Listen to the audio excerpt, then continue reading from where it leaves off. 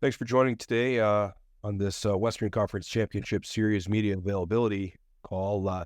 Joining us this afternoon, of course, I'm Josh Sweetland, Director of Communications for the OHL, and joined this afternoon by London Knights head coach Dale Hunter, along with overage veteran Max McCue, along with Saginaw Spirit head coach Chris Lazary, and captain Braden Haché. Of course, last night, a thrilling win for the Saginaw Spirit, taking Game 7 against the Sioux Greyhounds by a score of 3-1. I'm sure many on this call tuned into that game, and a well-played game by the Spirit, limiting the Greyhounds to very few chances in that one. So we'll get going here just for media on the call, just some quick protocol.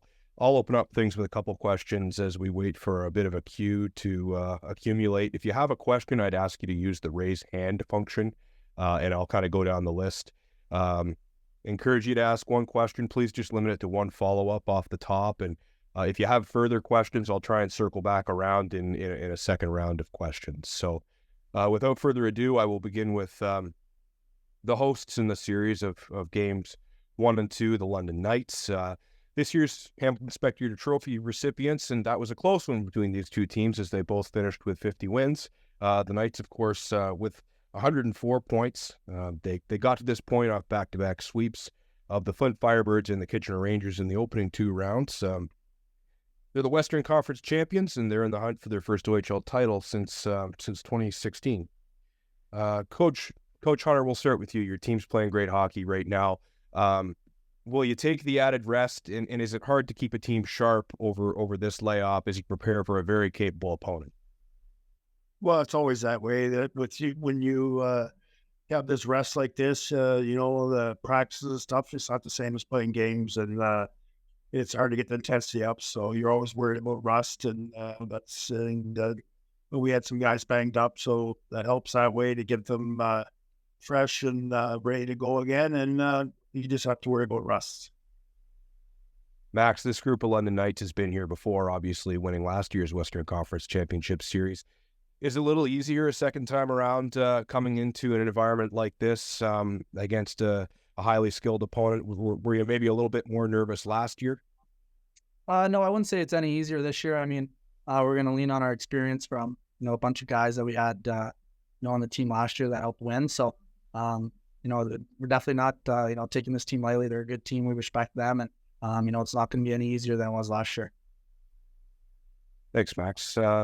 Coach Lazary, obviously coming off, a grueling 7-game series against a Greyhounds team that played physical hockey, much like the London Knights do. How did you feel about your team's consistency over the course of this series? And of course, what matters most is ultimately coming out on top. And I have to think you're proud of your team for the way they performed last night. Yeah, I mean, I think it was the perfect series for us to play going into play against the London Knights. Like she was a battle for sure. There was a lot of intensity, I think, on both sides. There was a lot of hatred there. I expect the same thing this series. We always say it's against a credit to the London Knights. It's like playing the New York Yankees in baseball. Like they're there every year. You got to go through them. We're looking forward to the challenge. Braden, of course, you're kind of a unique case in the league where last year you were on the other side of a Game 7 in the second round, coming up short with Barrie. I have to think that your experience last night was probably one of the highs of your hockey career. Yeah, for sure. Obviously 2 years in a row, losing in North Bay and my season there. It was a special moment for our group, and obviously, an intense series like Coach said, and it was good for us to, for sure one of the highs of my career, but got to turn the page. I do have a couple questions in the queue, and we will begin with Mike Karafalidis. Mike, you can go ahead. All right, so I just want to say congratulations to all here. You guys, looks like it's going to be I'm looking forward to this series, I'll tell you that. But my question is for Mr. Lazary there in the bottom left-hand corner in the red shirt, looking pretty good today. What did you say to your guys after the second intermission? And the PG, and I like the PG version and the family version. That's all I have to say, because they came out in that third period. My goodness, like swarming bees. And the PG family version would be accepted. Thank you very much, Lars. Yeah, not much. Like Dale will probably say the same. When you walk into the room and you can see the look of your team, like we have great leadership from Hash down. You could just tell the guys were ready. We had a couple keys that we were trying to make sure we were consistent on in that game, and there wasn't much to say. Just look the guys in the eye.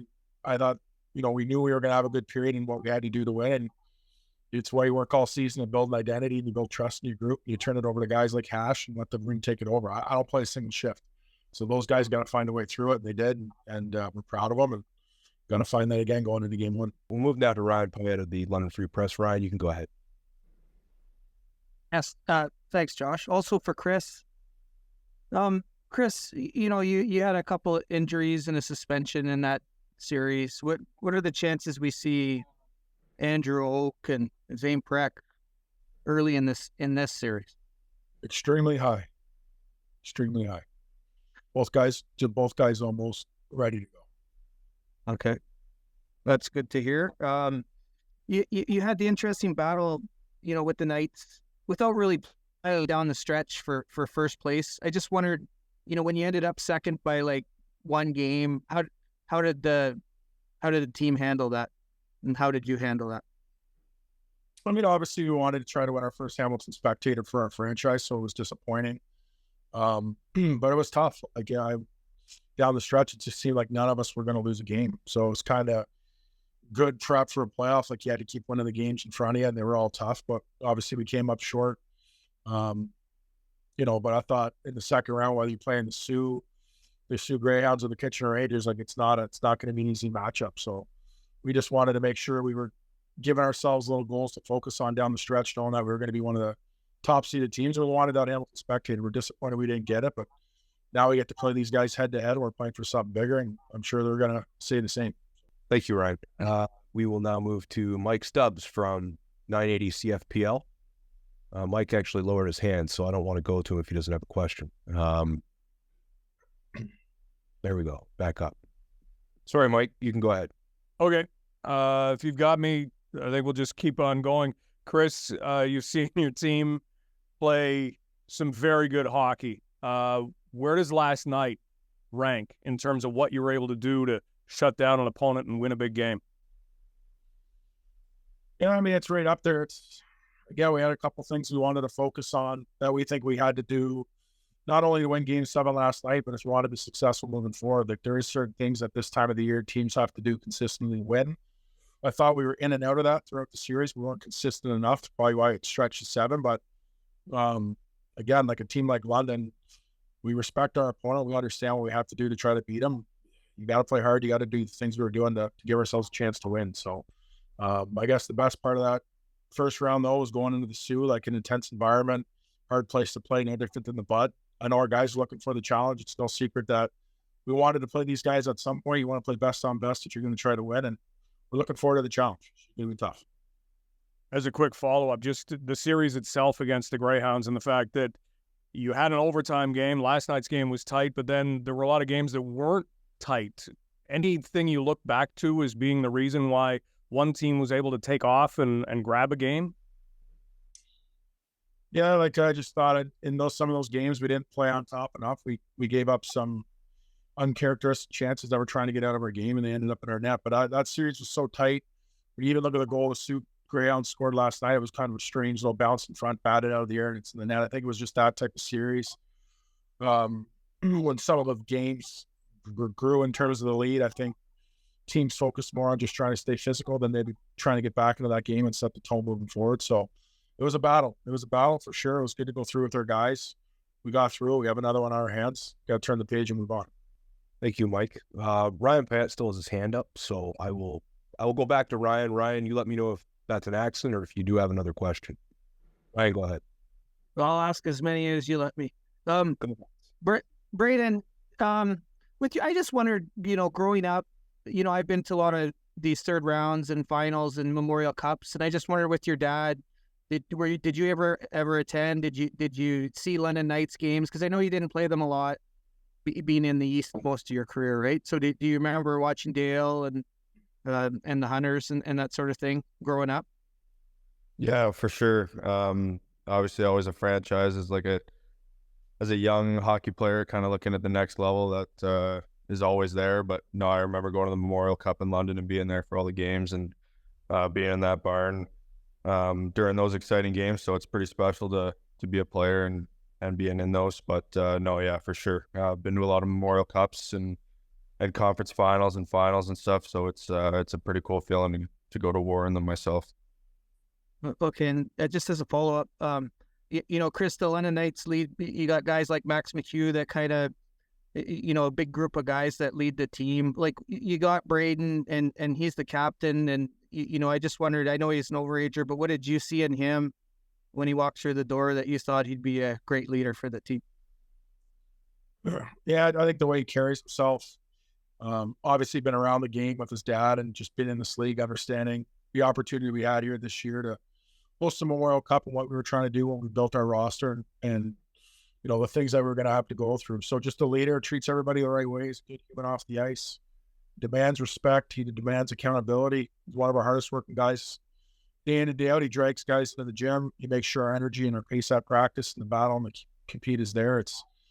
Dale would probably say the same thing. When you have players like that and you're coaching players like that, like you turn the team over to those guys, you provide your direction, but it's your leadership and your two guys and your men like Hash that have to set the foundation and drive the bus every day. If it's coming from the coach, you're not going to go too far. So we got a lot of guys like that, other big captains. We've played on some good teams or have won in this league that understand what it takes, and you got to lean on those guys and turn the team over to those guys, and you go as far as they take you. We'll give Ryan one more. Ryan, you're back on. No, thanks. Yeah, Max, just like I asked Chris, you didn't play this team very much down the stretch. What did you kind of look at them out of the corner of your eyes and kind of pay attention to them as they kind of went, thinking you might beat them down the road? I think we were more focused, on our game, and we had a bunch of games that we needed to win down the stretch. But definitely, we watched all their games against the Sioux, and that was a battle that they had, and we're ready for that. That appears to be it for this afternoon's availability. I appreciate everybody for hopping on and looking forward to the series. It's going to be great. The London Knights and the Saginaw Spirit for the Wayne Gretzky Trophy beginning Friday night at Budweiser Gardens, and hope to see some of you here on the call there on Friday.